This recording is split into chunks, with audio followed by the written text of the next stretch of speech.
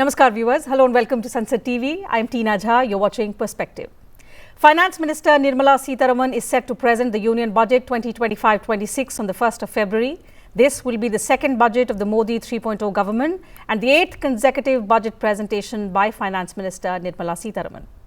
As is the convention, the Finance Minister held extensive pre-budget consultations with various stakeholders to make the budget more inclusive with the spirit of Jan Bhagidari. Ideas and suggestions from the general public will also be incorporated this time. We are looking at the key expectations various sectors have from the upcoming budget. So what is it that the agriculture and allied sector expects from the government to do in order to further increase productivity, rural income and enhance exports? We have two distinguished guests who will help us get a better sense of what the agriculture sector anticipates ahead of the budget presentation on Saturday. So let me welcome on the program Professor Ashok Vishendas, Professor of Applied Economics at Indian Institute of Public Administration and former Chairman at Commission for Agricultural Costs and Prices, Ministry of Agriculture and Farmers Welfare. Professor, welcome to the program. Delighted to have you with us on this broadcast. And I'm also delighted to welcome Dr. Ranjit Mehta, Secretary General, PhD Chamber of Commerce and Industry. Dr. Mehta, thank you for your time as well. Professor Vishendas, allow me to begin the program today with you. So, increasing productivity and resilience in agriculture was the top priority of the Modi 3.0 government in the budget presentation in July 2024.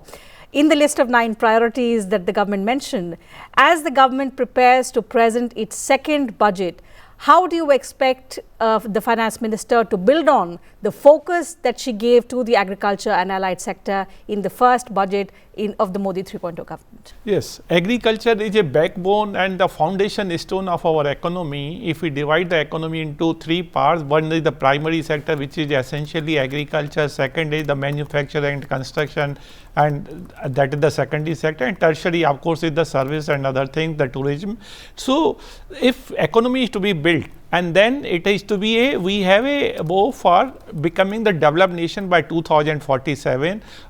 Then agriculture has to be on the sound footing, because that provides the foundation stone of our economy and it generates the demand for secondary and tertiary sector. Having appreciated this form of agriculture, agriculture has to be very pivotal role has to be played by agriculture. Now what is to be done?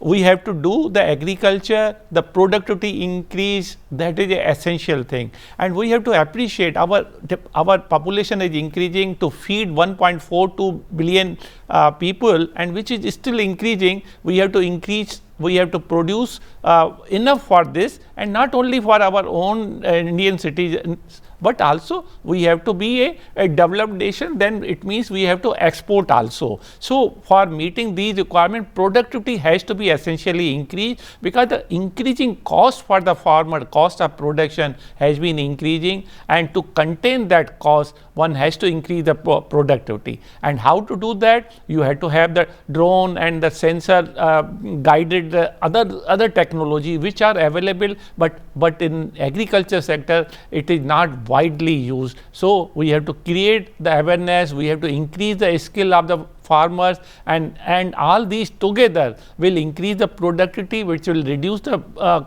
cost of production, and therefore our export and the cost in the domestic market has to be very contained within the reasonable limit. Only then agriculture can play a pivotal role, not just to feed, but also it has to be a competitive price in the international market. That is very important. For this we have to move away from the human labor to the custom hiring center and the technology based bank, and then the machinery has to be there has to be a bank for the machinery also, so that pay per use basis like Uber kind of thing, we have to use it. Drones, the sensor guided, all those technology, and that is the first thing. Second point, because our agriculture, the land is very inelastic, and we have to use that land in a judicious manner. And third is our water.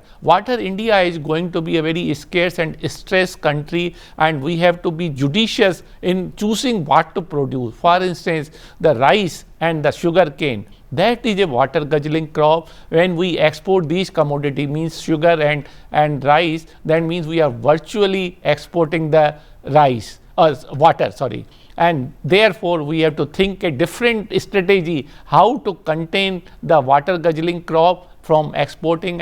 And then Shri Ann, that means the millet, International Year of Millet was declared by FAO of the United Nations in 2023. So we have to stress they can withstand the aberrant weather condition, and it can be grown with less water. So these are the broad parameter. And final point, which is most important, is in 1951 we were producing just 51 million tons of the food grain. Now we have increased to almost 7 times. So the production has increased, but the farmers' income has not increased commensurately. So farmers' income is the welfare of the farmer, their increasing income.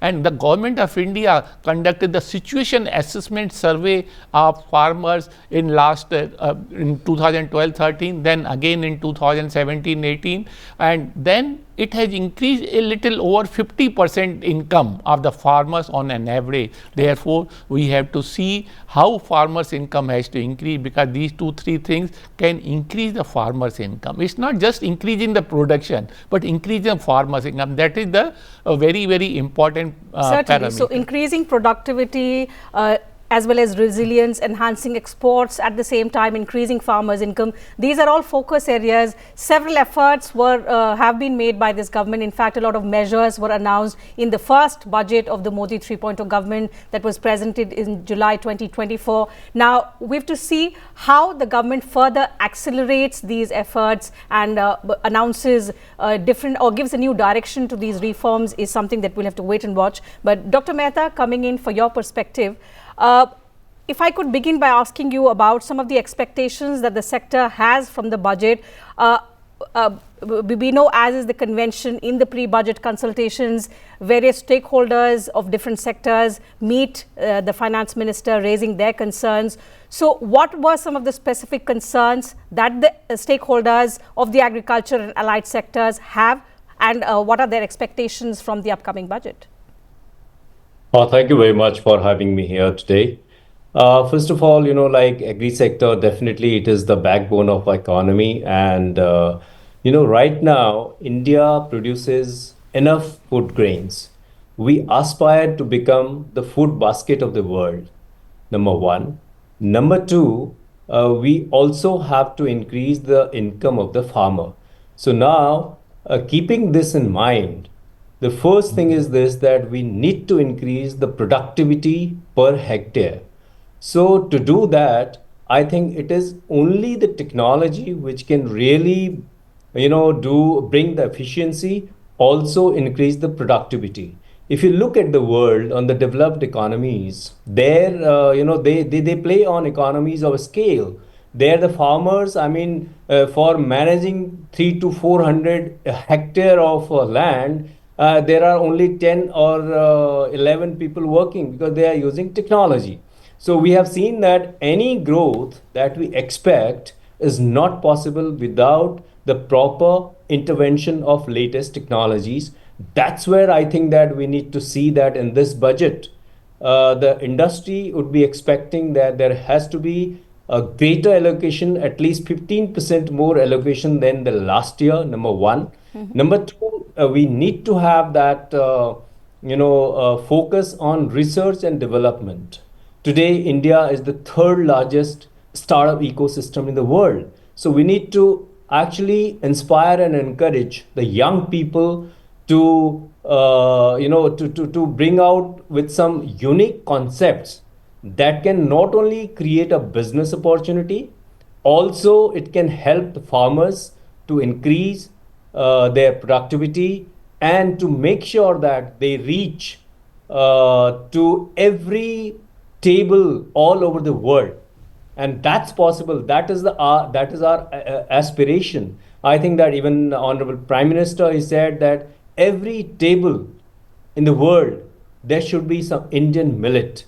I think that is only possible when we focus on digital agriculture, what does it mean by digital agriculture? That means every farmer, number one, he needs to use the technology. And to do that, farmers on their own, they really cannot do, because in India, there's a fragmented agriculture sector. We have the farmers who are small farmers. We don't have, we have a fragmented agriculture system. So in that, I think if we motivate our startups to find the solutions within the current circumstances, how can we really, number one, increase the income of the farmers, number two, increase the productivity, number three, how these Indian products, especially the millets, can reach to every dining table in the world.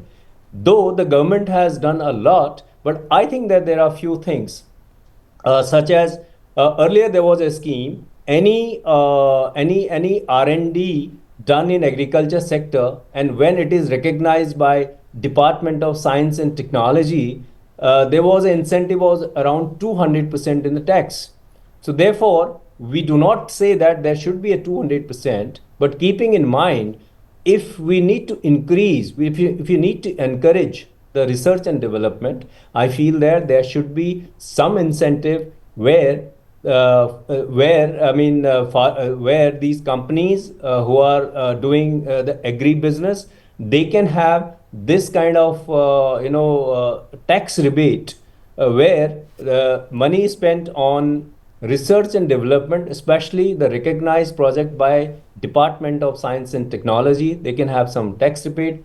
Second thing, we would really want that right now there is around 12% GST on frozen foods and snacks. Industry would be looking for around 5% tax in this, because these are consumed by most of the people. And third thing is that we need to really pump in money in the rural infrastructure. Right. So that'll definitely help. Then there are backward and forward linkages in the agriculture sector. Today, any farmer in the remote area, how can he make sure that post-harvest, because very important thing is post-harvest management. The farmers, suppose they have enough production of any grain or vegetable, how can it reach seamlessly to the market in lesser cost? So that means we need to empower the FPOs, farmer producer organizations. Their capacity building is required. We need to allocate fund to build the capacities of these FPOs, so that even the small farmer, then collectively when these farmers are empowered, ultimately then they will have the right price of their product. Today, if the farmer sells tomato, for example, tomato farmer is selling for 3 rupees, 4 rupees per kilo. But till the time it reaches to metropolitan cities, it is 60 rupees, 70 rupees per kilo. Actually, then where it is going? Farmer is only getting around 2 to 3 rupees per kg. So we need to focus on seamless connectivity, good cold storage and warehousing. I think that these backward and forward linkages with the rural market are extremely critical to make sure that whatever produce is done by our farmers, they get the right price for this. So that's what is the focus. We would really expect that government allocates a lot of incentive. I mean, government allocates a higher fund during this budget for farmers, which we are sure that there has been a focus of a government to make sure that the farmers' income goes up. Also, their produce, they fetch them the best price from the market. Right. I think these efforts which will really increase the agriculture productivity, also help the farmer to make sure that their product reaches to the market and the right place. You've made several important points, Dr. Mehta, on what kind of efforts are required to transform the agriculture sector, which is the backbone of Indian economy. Professor Vishen Das, R&D is one area which is very, very critical when we talk about Vision 2047. However, that's something that I'll come to in a bit. your opinion first on enhancing the infrastructure and building a stronger ecosystem. That's something that Dr. Mehta also mentioned. I was reading up, and a lot of agricultural experts have also raised calls to increase storage and supply infrastructure in particular, also improving irrigation facilities in the country. What kind of attention is required and is being paid by the government towards addressing some of these critical concerns? Yes, these two things are very important, as you correctly pointed out. Let me a little bit elaborate. The Agriculture Infrastructure Fund, AIF, that is very important, and government has provided sufficient thing, but it has to take off. Right. Because what happens, the poor farmer, their propensity to withhold the harvest immediately, and then what happens when they harvest, they immediately rush to the market and then they offload whatever produce they have with because the basic principle of demand and supply comes into play. When the supply increases, the prices crash,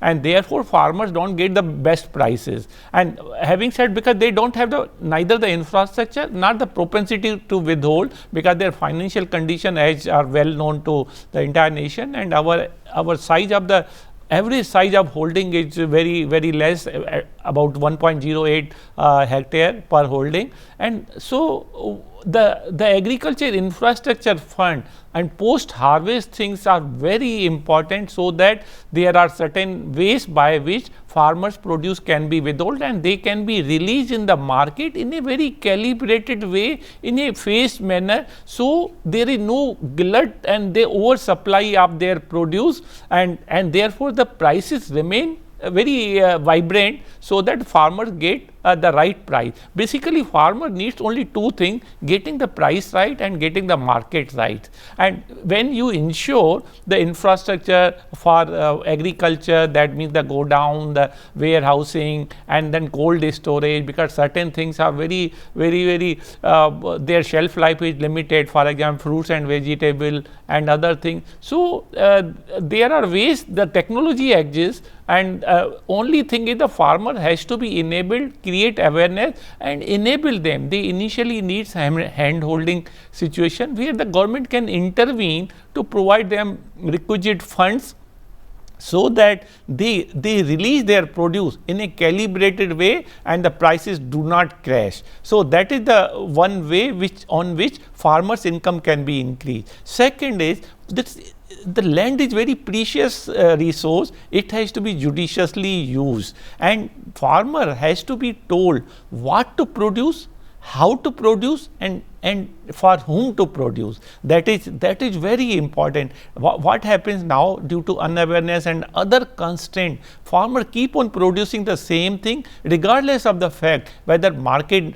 demand that. The demand for such produce is there in the economy or in the market, whether domestic market or international market. So these things, if we think very neatly, then I think those problems can be addressed, and farmers' income, because my concern is farmers' welfare is most important, and how farmers' welfare can be ensured is simply by increasing their income, not necessarily increasing their production. That is point. And we have seen for last 75 years increasing the production. It was assumed in the various agriculture policy, it was assumed that if the production increases, farmers automatically will their welfare will be enhanced. But the data and the empirical evidence show otherwise. That means the farmer has to be, and then the government of India, particularly Ministry of Agriculture, has to forecast the demand, so that farmers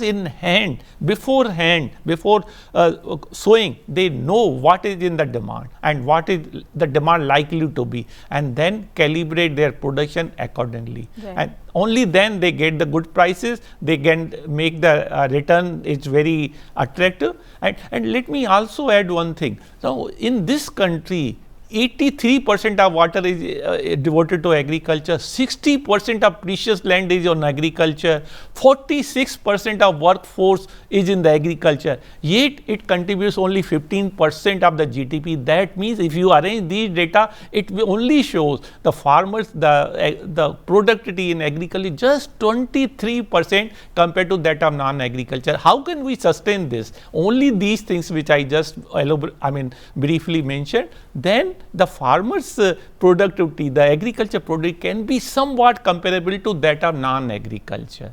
And that is the key to make the farmers' welfare a reality. Right. Since you spoke about fruits and vegetables, I have a related question. There have been recommendations for the creation of a separate board on the lines of National Dairy Development Board for fruits and vegetables.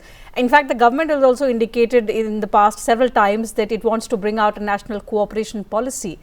Do you expect the government to go ahead and make some kind of announcement related to this on the 1st of February? Yeah, there is already a National Horticulture Board. They are doing some work, but some more to be more needed, because we have come miles ahead, and but miles yet to go. So that is what it is. But first and foremost is fruits, and because as the per capita income is rising, as our official data show, even the World Bank data show that India's per capita income is rising. When the income rises, then the demand of the people changes. So what you need in the morning or in your breakfast is the demand. So we have to move from we have to see what is the demand, what you need in your plate, and then take it on the land.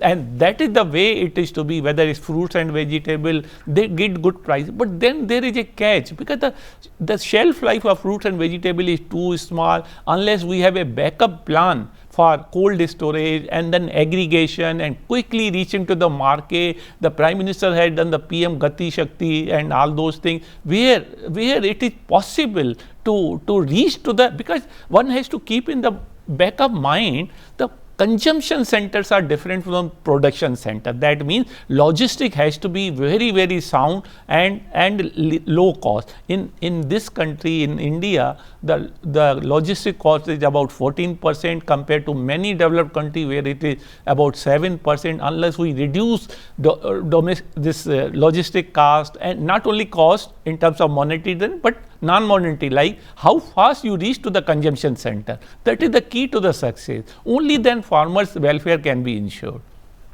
Dr. Mehta, you spoke about a very important point which we've often heard the Prime Minister also speak, and that is related to the R&D in agricultural sector.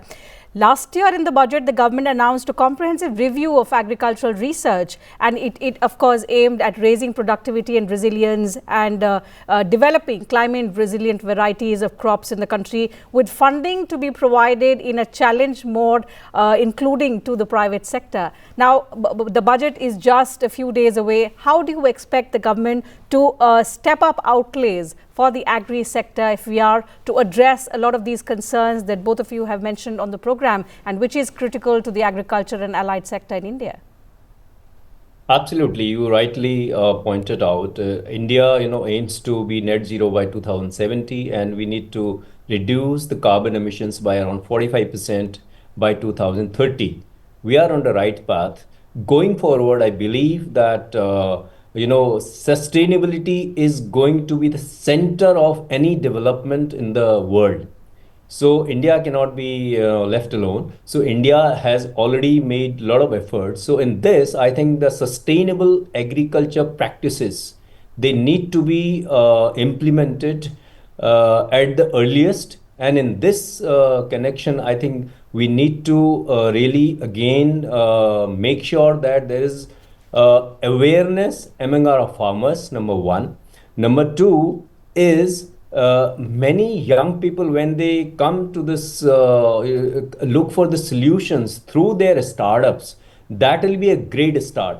And in this budget, we would in fact request the government that any farmer, howsoever small he is, if he is using some green technologies, if he is making an effort to use those sustainable agriculture practices, they need to be encouraged and they need to be incentivized. So what will happen after that? Then in this way, if we can have some pilot during this budget where farmers who are using sustainable practices, they are being given some incentives for using those green technologies in the agriculture. So that will really encourage other farmers also. And then there need to be capacity building programs, awareness programs right from the district level, block level, village level.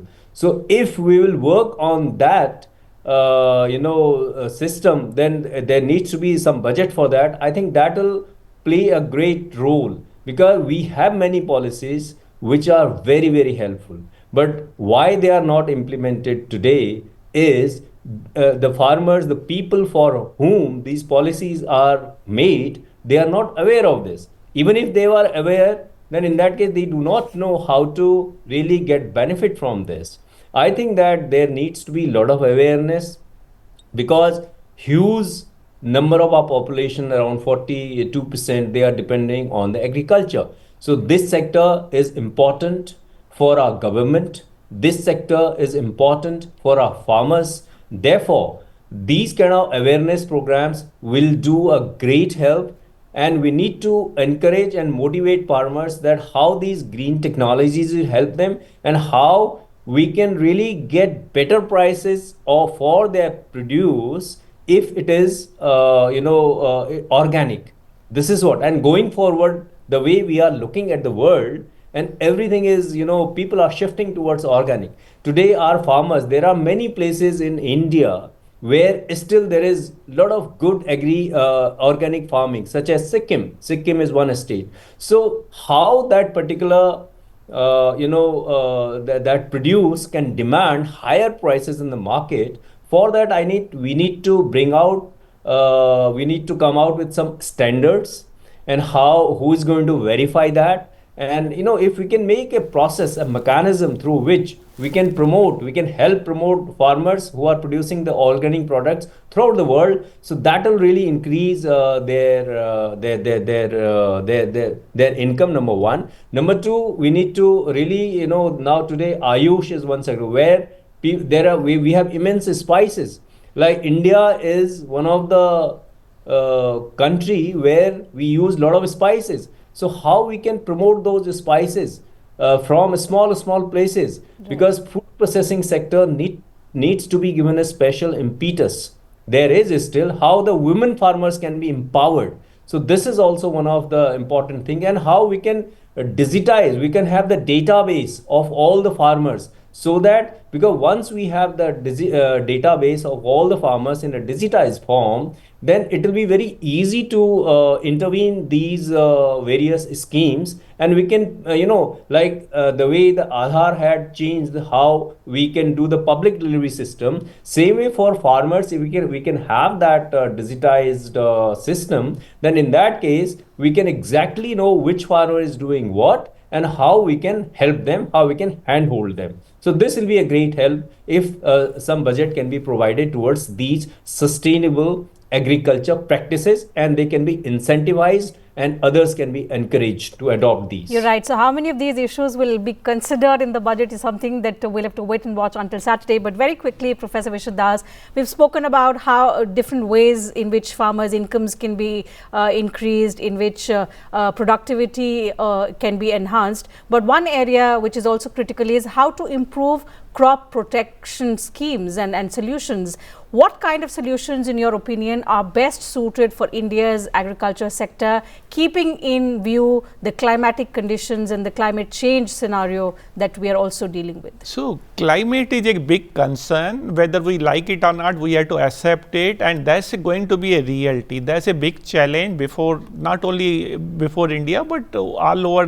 Most countries are facing this issue. So, we have to accept it, whether we like it or not. But short point is, we have to develop, and I mean that is why the importance of putting lot of money in the R&D, research and development in agriculture, and we have to develop the varieties which can withstand the aberrant weather condition, the climate adversity, and all those things. For instance, there are many millets which can be grown under adverse weather condition, climatic condition. This is one way. There are many other varieties which can be developed notwithstanding the adverse climate condition. That is the way forward. And second and most relevant issue is, we have to conserve our water. We have to move away from the water guzzling crop. That is a big issue, because as I told you a little while earlier, 83% of fresh water is used in the agriculture, and we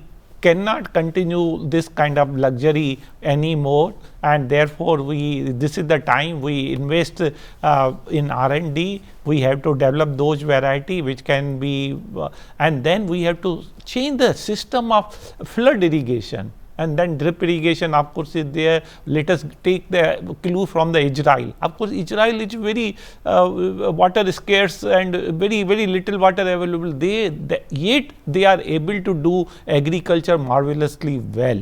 And how they have developed so many varieties. They have state of art in terms of water use and all those. So we have to be not only the land productivity has to increase, but water productivity has to be increased. And I remember some time back, Prime Minister himself said, more crop per drop of water, and that is the key, and only then we can withstand. And then the short duration also, that also will increase the productivity, because same thing it can be cultivated and harvested within, say, instead of 120 days pulses, then if we can 70 days, then it automatically improves significantly the productivity. That is the one way. So short duration crops. And let me also add, this India is overproducing rice and wheat and importing pulses and oil seed, and that cannot continue for long. Now in this country, out of 100, about 30% of Indians are vegetarian, and that means about 42 crore people are vegetarian, and their only source of protein is pulses. Yet we are the largest producer of pulses, we are largest consumer of pulses, and we are at the same time largest importer of pulses, and this has to be stopped as someday. Therefore we have to find ways how to increase the production of pulses so that we are self-sufficient, and this has to be seen in the overall national priority. The India aspires to become developed nation by 2047, and developed nation means you have to have your export base has to be wide enough, besides per capita income of certain threshold that I'm sure we will achieve, but then import has to be contained, and export has to be quite sufficient. Certainly. So several concerns, lots of expectations as well of the agriculture and allied sector from the upcoming budget. We've seen some of the measures announced by the Modi 3.0 government in the budget presentation after the elections in July 2024. How the government now builds on to the kind of focus it gave to the agriculture sector in its second budget now is something that we'll have to wait and watch for until the 1st of February. But for now, time allows me to take up only that much on this edition of Perspective. I'd like to thank both my guests for joining me on the program, sharing your thoughts and insights on this very critical subject. Thank you once again for joining us on the program. And to you viewers, thank you very much for your time as well.